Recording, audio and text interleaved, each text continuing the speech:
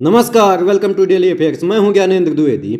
आज हम बात कर रहे हैं बलूचिस्तान की, जिसे सालों से इनस्टेबिलिटी, मार्जिनलाइजेशन और ह्यूमन राइट्स वायलेंस का हब माना जाता है।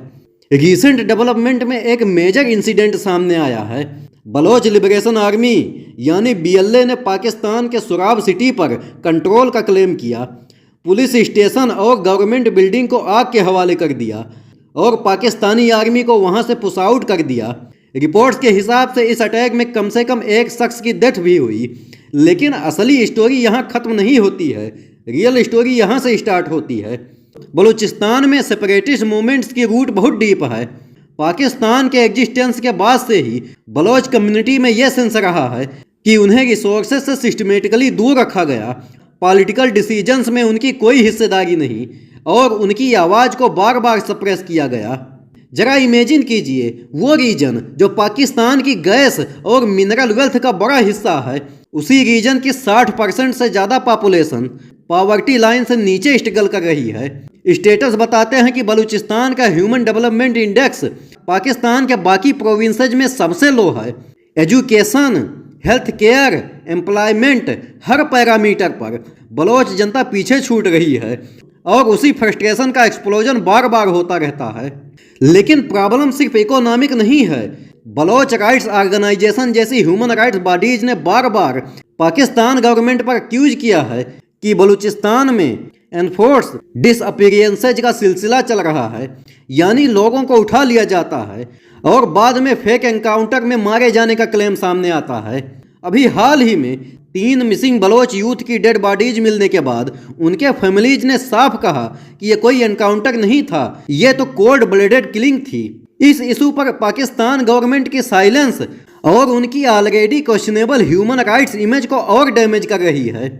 अब अगर हम सुराब पर BLA के टेक ओवर को देखें तो ये सिर्फ एक टेररिस्ट अटैक या डिसग्रंटल ग्रुप की एक्टिविटी नहीं है, ये डिकेड्स ओल्ड रिसेंटमेंट का वायलेंट एक्सप्रेशन है जो अब हथियार उठा चुका है।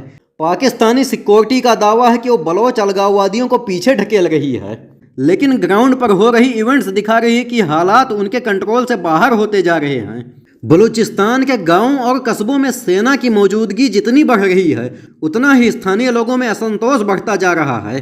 Forceful disappearances, poverty, unemployment, political neglect, cultural identity crisis, ये सारी चीज़ें मिलकर एक टिकिंग टाइम बम बना चुकी हैं जो बार बार ब्लास्ट कर रहा है। पाकिस्तान गवर्नमेंट हमेशा से बलोच मूवमेंट को सिर्फ सिक्योरिटी थ्रेट की नज़र से देखता है, लेकिन असल में ये एक multi dimensional socio political crisis है जिसे मिलिट्री ऑपरेशन से सॉल्व नहीं किया जा सकता। और आज ग्लोबल स्टेज पर ह्यूमन राइट्स वायलेशंस की खबरें दबाकर नहीं रखी जा सकती।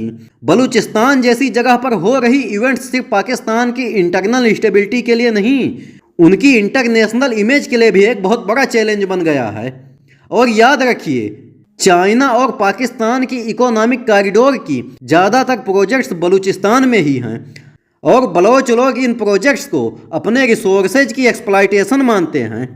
ऐसे में सीपैक पर अटैक्स, चीनी इंजीनियर्स पर असाल्ट और सिक्योरिटी फोर्सेस पर एम्बुश, ये पाकिस्तान की इकोनॉमिक एम्बिशन पर सीधा अटैक है। अब सबसे बड़ा सवाल ये उठता है कि पाकिस्तान के पास क्या ऑप्शन है। क्या वो बलूचिस्तान में डायलॉग और इंक्लूसिव पॉलिसीज अपनाएगा या वही पुराना मिलिट्री क्रैकडाउन चलता रहेगा? क्या बलोच यूथ को एजुकेशन, जॉब्स और पॉलिटिकल रिप्रेजेंटेशन मिलेगा या वो हथियार उठाने पर मजबूर होते रहेंगे? और सबसे अहम, क्या इंटरनेशनल कम्युनिटी इस क्राइसिस को सिर्फ पाकिस्तान का इंटरनल मैटर मानकर इग्नोर करती रहेगी या फिर कोई रियल डिप्लोमेटिक प्रेशर आएगा? बलूचिस्तान के करंट हालात सिर्फ पाकिस्तान की इंटरनल सिक्योरिटी का मामला नहीं है, ये पूरे साउथ एशिया की स्टेबिलिटी के लिए चिंता का पॉइंट बन चुका है। जब किसी रीजन की आवाज़ें दबाई जाती हैं, उसके रिसोर्सेज पर कब्जा जमाया जाता है और उसकी आइडेंटिटी को इरेज करने की कोशिश की जाती है, तो रिबेलियन सिर्फ टाइम की बात बन जाता है। सुराब पर BLA का कब्जा, गवर्नमेंट इंस्टॉलेशन पर अटैक्स और पाकिस्तान की वीक होती ग्रिप, ये सारे सिग्नल्स हैं कि बलूचिस्तान अब एक डिसाइसिव टर्निंग पॉइंट पर पहुंच चुका है और पाकिस्तान चाहे तो इसे सिर्फ टेररिज्म कहकर नज़रअंदाज कर सकता है या फिर एक बोल्ड ऑनेस्ट डायलॉग शुरू कर सकता है जो बलोच कम्युनिटी को यह टेस्ट दिलाए कि वो पाकिस्तान के इक्वल सिटीजन्स हैं, उसके राइट्स, उसकी आइडेंटिटी और उनके रिसोर्सेज पर उनका ही हक है। अगर ऐसा नहीं हुआ तो बलूचिस्तान में हिंसा और असंतोष का यह चक्र और खतरनाक होता जाएगा और उसका असर सिर्फ पाकिस्तान तक नहीं पूरे रीजन तक जाएगा। और लास्ट में मैं आपसे एक क्वेश्चन पूछूंगा कि साउथ एशियन इकोनॉमिक समिट 2025 इसका मुख्य विषय क्या था? ए पर है डिजिटल समावेशन, बी हरित विकास, सी क्षेत्रीय व्यापार सहयोग और डी जलवायु परिवर्तन। अगर आपको आंसर पता है तो कमेंट बॉक्स में जरूर दीजिए और अगर वीडियो पसंद आया हो तो लाइक और सब्सक्राइब जरूर करिए। मिलते हैं अगले वीडियो में। जय हिंद।